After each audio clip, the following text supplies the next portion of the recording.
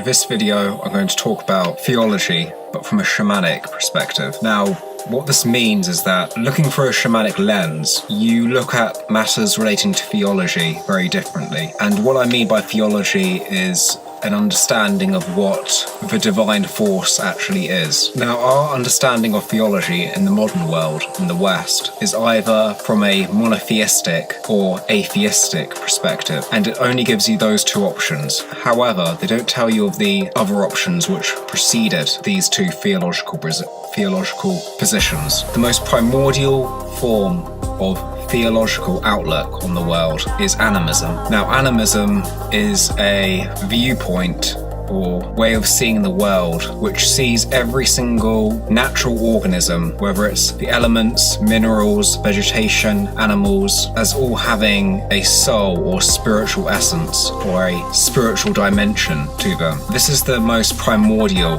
way of not just theologically viewing the world, but also spiritually viewing the world. What grew out of animism as time went on and as tribes started to become more larger and started to build what you could call civilizations, if you would speak of them, even though that's kind of a very subjective term of what actually civilized is. You started to have polytheism, which is many gods or multiple gods.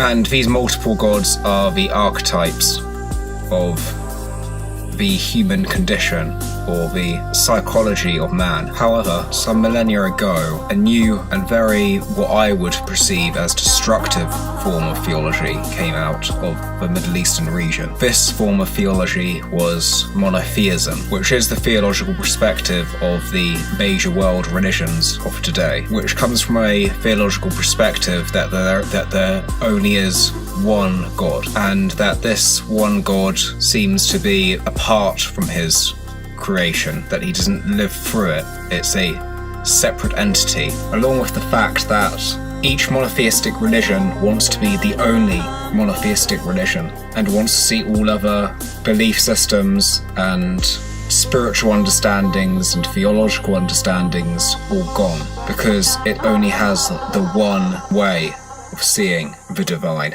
So that brings us to the last 200 years, which has been this atheistic perspective, this, as Nietzsche has called it, the death of God. This idea that there is no spiritual dimension to anything, that life is without meaning, without purpose, that, life's just a bitch and then you die and your consciousness just disappears from the moment of death. The world is just one big dead entity and we're all just this bags of moving DNA, this ultra-materialistic perspective which really comes down to just absolute nihilism. However, what I find very interesting is that animism and atheism, if you actually look at them and properly analyse them, they are the opposites. It's not monotheism and atheism what are the opposites.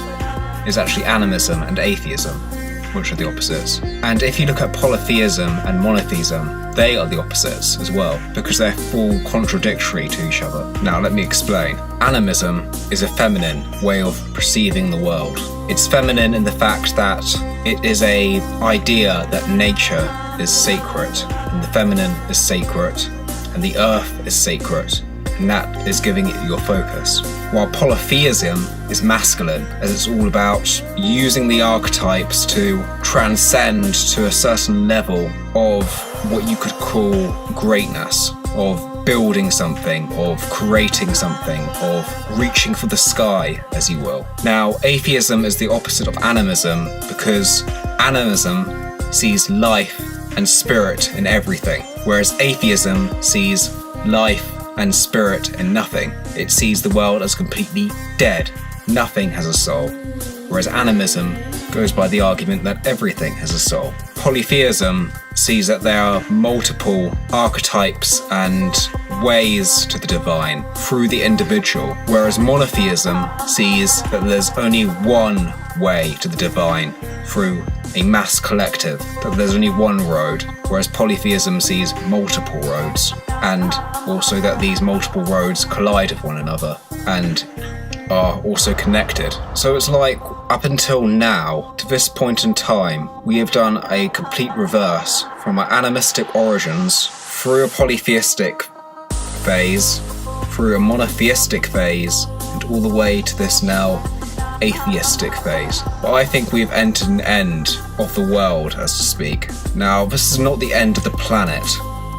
This is the end of the way we have perceived history, the way we have perceived the past, the way we have even perceived time. What I think we have done is we have made theological mistakes in the way. We should have never embraced a monotheistic way of seeing the world. The atheistic aspect is a reaction to the monotheistic aspect.